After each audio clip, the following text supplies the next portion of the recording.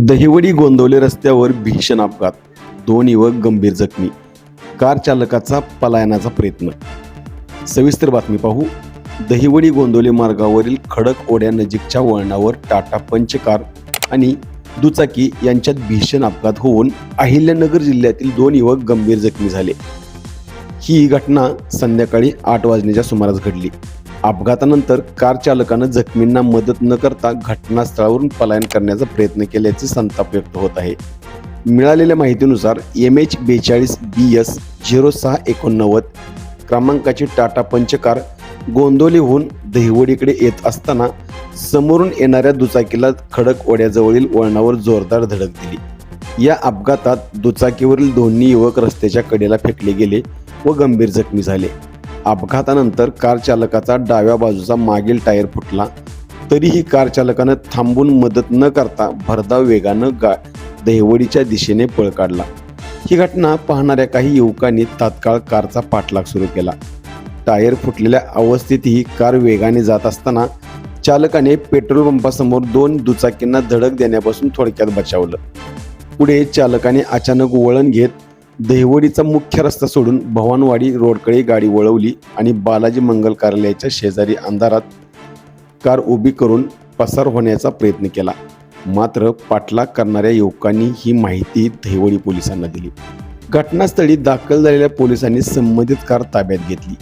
ही car Malwadi येथील असल्याचं समजत असून चालक व त्याच्यासोबत असलेली महिला नंतर दहिवडी पोलीस ठाण्यात हजर झाले.